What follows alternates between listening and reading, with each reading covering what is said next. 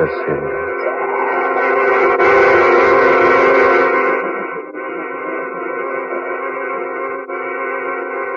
I'd like to buy a satchel, if you please.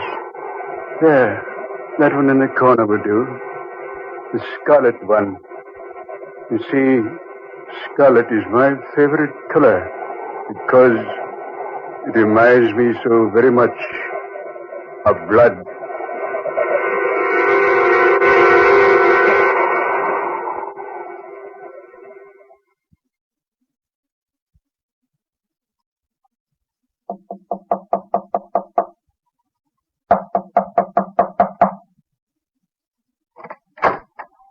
Oh, Rose, come in. Well? You know what I came about, Sam? Sit down. Do you have a smoke? Yes, of course. Do you think Mr. Craig knows what we're doing? I believe he suspects. What are your plans? Tonight, Peter Craig will sign over the last of the estate to me. And when do I get the money you promised me? Within a week. Why wait that long? Because it's the best that way. You should wait longer. It would not do for the private nurse, Rose Esther, to become suddenly rich overnight. You remember the price, don't you? $100,000. I should have more.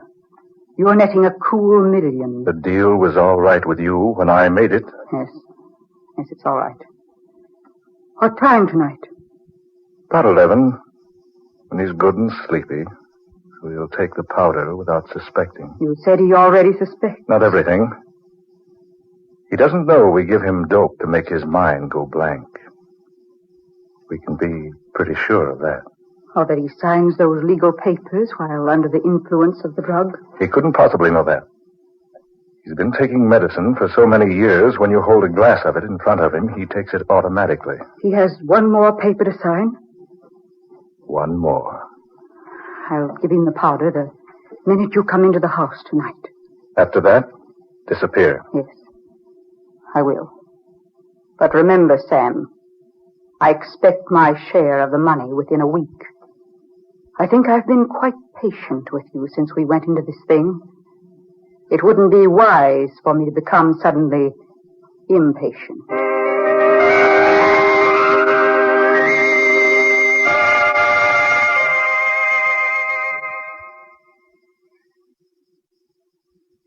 All right, Mr. William. Sit down, sit down. Thank you, Mr. Craig. Nurse, hand me my glasses on that table over there. I can't see a thing without my glasses. Your medicine, Mr. Craig. Eh? Medicine. Oh, all right. Thank you, nurse. Now, you get my glasses. Here they are. Do you wish warm milk before going to bed tonight? Warm milk? No, not on your life. And don't you go locking my laboratory tonight. I'm going to tinker around in there a bit as soon as Mr. Willard leaves. Yes, sir. Just ring if you need anything, Mr. Craig. You look well, sir. I never felt better in my life. Now, what's on your mind at this hour of the night? Well, Mr. Craig, I have been handling your legal affairs for quite some time now. Yes, you have. 7 years, I believe. That's so. This afternoon I stumbled upon something that absolutely astounded me. And what was that? I happened upon the deed to your estate. I noticed it had never been turned over to you in a legal manner. Well, it's a small technicality, but I thought I should advise you about it. Have you done anything about it? Why, yes, I have. That's why I came out tonight. I have the papers with me. Put everything in perfect order. I say, Mr. Craig, is something wrong? No, I'm just sleepy. I better sign the paper now. Yes, sir. I think you'd better. Here, Mr. Craig. On this line right here. Yes. Here? That's right.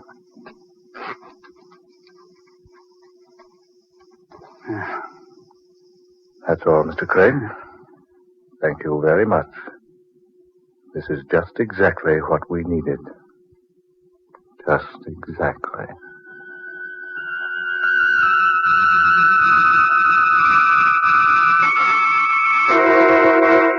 Nurse! Oh, no. They know better than to leave me here in darkness. Nurse! Nurse! Come here! Come here at once! She's not here. She's gone. She's gone. And left me when it's so dark, so still. Left me here to die. No, I can't stand darkness. No, I can't be left alone. I know my heart.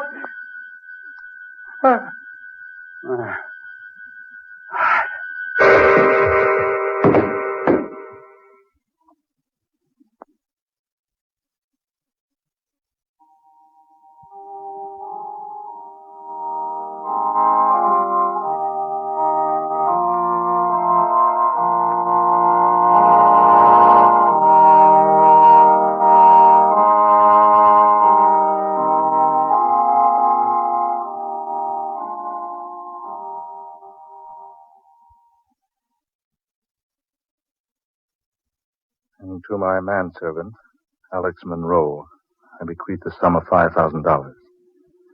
This is my will.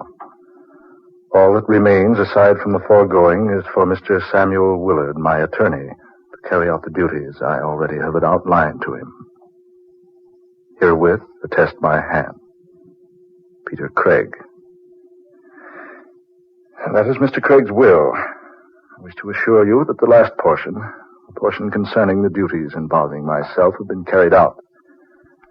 They have to do with the funeral itself and the preparations for the funeral. I wish to thank each of you for coming here tonight to hear the reading of Mr. Craig's will. You will each receive your individual shares of the estate in the next 2 weeks. Now, good evening.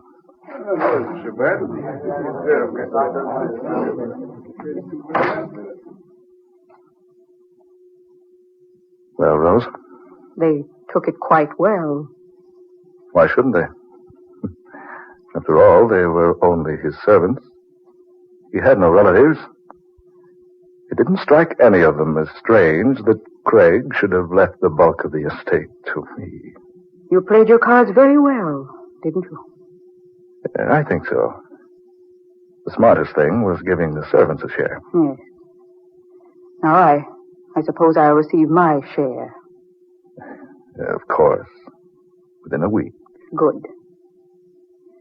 Would you mind answering a question for me? I know. What is it? Those instructions about the funeral. I saw nothing unusual about them. There wasn't anything unusual. But just what were the secret instructions Mr. Craig left for you in a sealed envelope marked to be read immediately following my passing? Oh, that. He just stated he wished to be buried in the family vault. But there was something strange at that. Yes? He directed me to his laboratory, a certain compartment where I found a box, wrapped in brown paper and tied with a heavy cord. He instructed that this box was to be buried with him. And was it? Yes, I had it placed in a coffin. Do you know what was in the box? Yes. I don't mind saying I was curious, so I opened the package. Well? It wasn't anything worthwhile at all. Just a couple of pounds of modeling clay. Modeling clay? Yes. What in the world do you think his idea was in wanting to be buried with such an insignificant thing as modeling clay?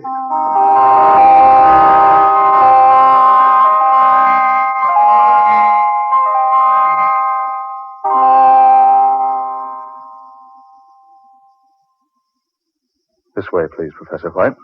Thanks, Mr. Willard. Peter Craig, as I've told you, was an old friend of mine. I certainly was surprised to arrive here and learn he'd passed on. Yes, we buried him last Thursday. Mr. Craig had no relatives. I didn't know the names of any of his friends, and that's why you weren't notified. I once worked with Mr. Craig at Oxford. He could have been a professor there, had he wished. Professor? Here, down these steps. Yes, he was quite an electrical engineer. Worked miracles almost with wires and tubes and batteries, condensers, all that sort of thing. Mm-hmm. Well, I knew he liked to fuss around in his laboratory.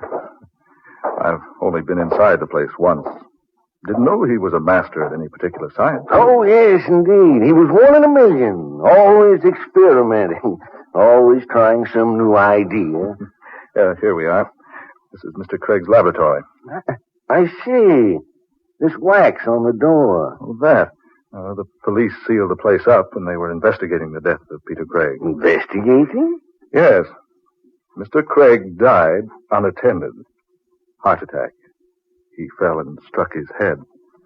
At first, the police feared foul play. Oh, I see.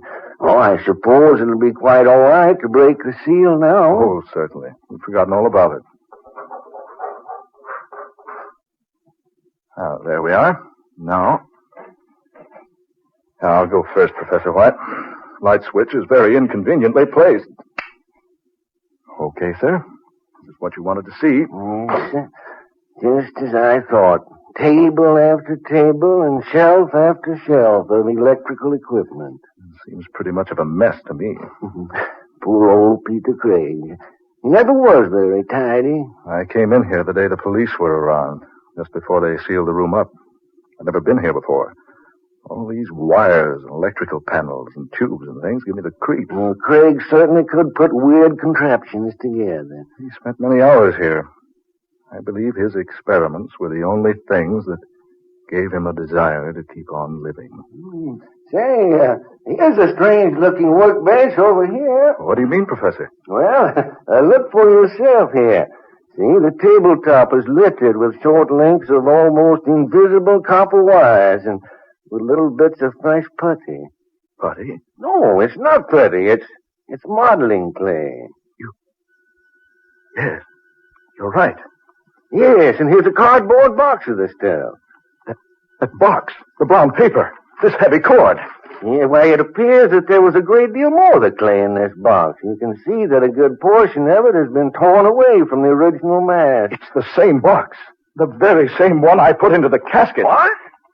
What could Peter Craig have been doing with modeling clay and thin copper wires? Mr. Willard. Yes? Is that the only entrance to this laboratory, the one the police sealed? Well, yes, it is. No windows, no other door. And yet that seal was unbroken. We both saw it was. Yeah, but look here on this workbench here. These bits of clay, still moist, not dry and hardened like they'd be if they'd lain here long. And this hand towel here, look at it. Damp. As though someone had just recently dried his hands on it. Mr. Willard, what's this? Do you know?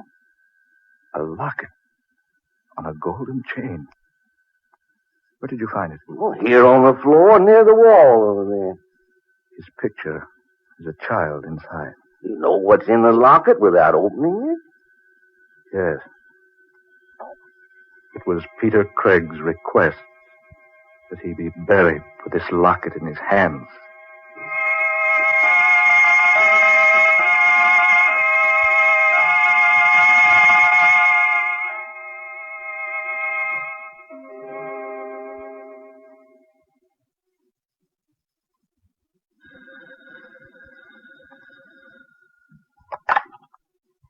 Hello? Yes, this is Rose Esther. Who wishes to see me, clerk? Well, if he won't give his name, I certainly am not interested. He said to tell me he's the man with the Scarlet Satchel. The Scarlet Satchel. Oh. No, I don't wish to see him. Send him away, please. Tell him to go away. Tell him to go away. Peter Craig. Good evening, my dear. You. The man with... With the Scarlet Satchel. I remember when you bought it. You took me with you. And when I suggested a black or brown-colored bag, you said... I said that scarlet is my favorite color because it reminds me so very much of blood. Yes. Oh, no. No. Oh, this isn't true. It can't be true. Peter Craig is dead. Yes, my dear. So he is. But you were Peter Craig. I was Peter Craig. Once upon a time. Now, I am merely an old man with a scarlet satchel. What is in that satchel? I am just returning a gift, my dear. A gift? Oh, it was a most excellent jest, I know, but hardly becoming of so charming a person as yourself. What do you mean? Do you remember the modeling clay? I see you do remember. It was merely a joke. We sent it to you only in fun. We? Mr. Willard and I. Oh, yes. Mr. Willard. Well, I never did tell you how much I appreciated receiving a child's plaything from two such thoughtful people.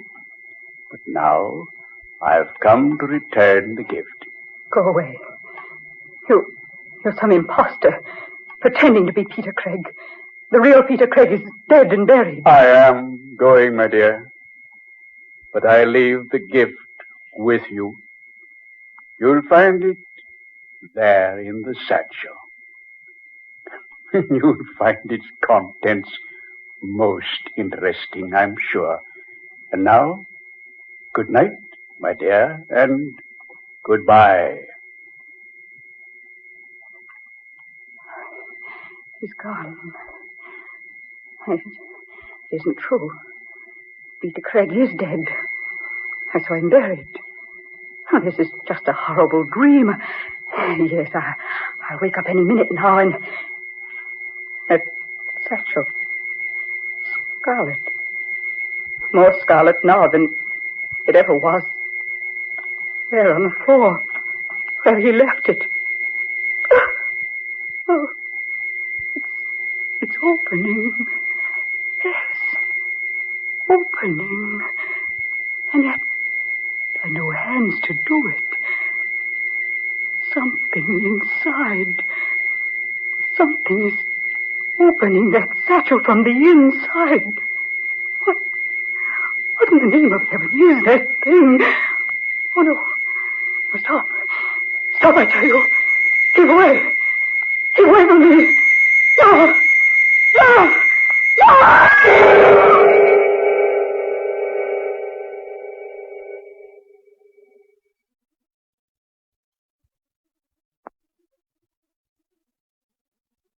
Miss Esther was a friend of yours, Mr. Willard? Yes, she was. That newspaper certainly gives a startling account of her death. Yes. Rose Esther was heard by neighboring tenants screaming hysterically. When investigators broke their way through her locked door, they found the nurse sprawled upon the floor of her living room. Both the girl's hands were clasped tightly to her face. Her eyes were staring blankly, wide with terror. Her last gasping words were, "Scarlet Satchel."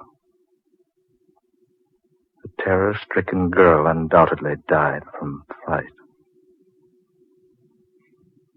Scarlet Satchel.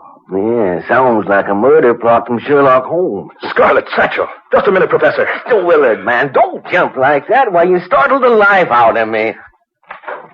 It's gone. Gone? What's gone? He kept it here in this closet. I remember when he bought it. Who bought what, Mr. Willard? What in heaven's name are you so excited about? The Scarlet Satchel. He always kept it here. Now it's gone. I still don't understand what connection... The cemetery. That's it. We've got to go out to the cemetery. Come on, Professor White. We've got to go out there and see what's happened to the grave of Peter Craig.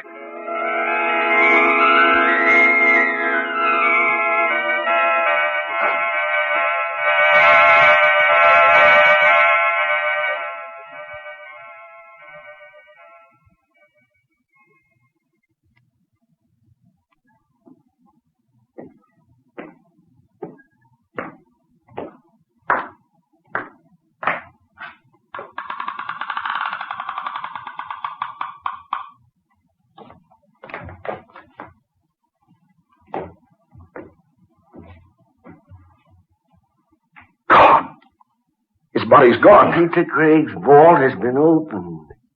Opened? As though someone inside had pushed up the coffin lid to escape. That lid was heavy. Peter Craig! It was so difficult for an old man to push up so much weight. Peter, what on earth is the explanation of this? They told me you were dead and buried, man. Then for once, my good friend, they told the truth. Yes, he is dead. I saw him just after they found him. He'd been dead for hours.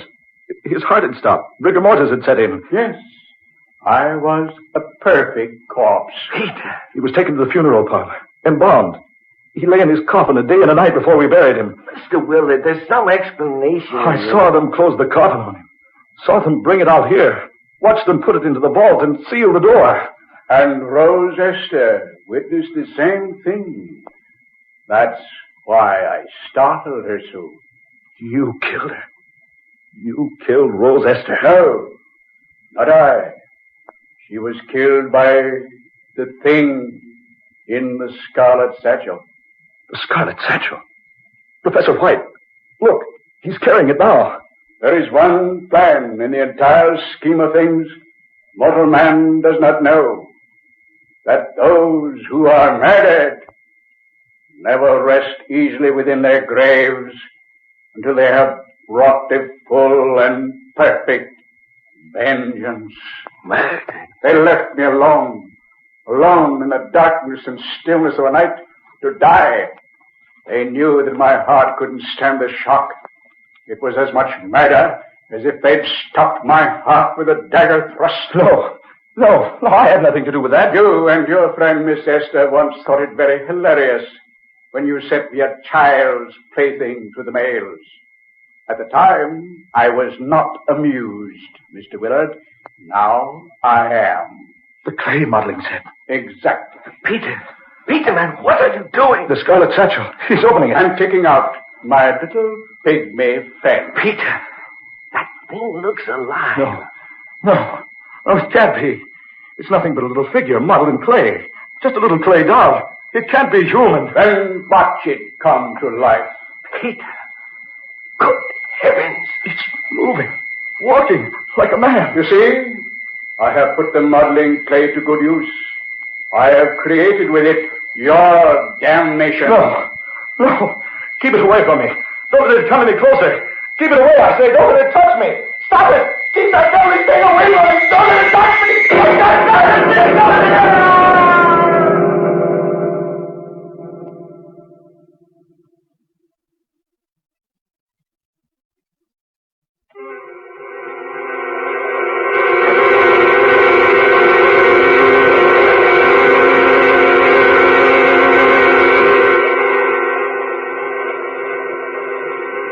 Dark fantasy.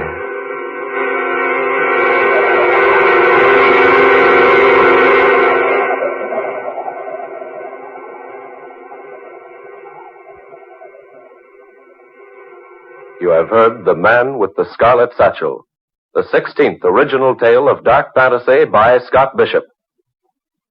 Ben Morris played Sam Willard, Fred Wayne was Peter Craig, Georgiana Cook took the part of Rose Esther, and Muir Height was heard as Professor White. Next Friday night at this time, listen to another startling and weird dark fantasy adventure. Superstition, Be Hanged, written by Scott Bishop. Tom Paxton speaking. Dark Fantasy originates each Friday night in the studios of WKY, Oklahoma City. This is the National Broadcasting Company.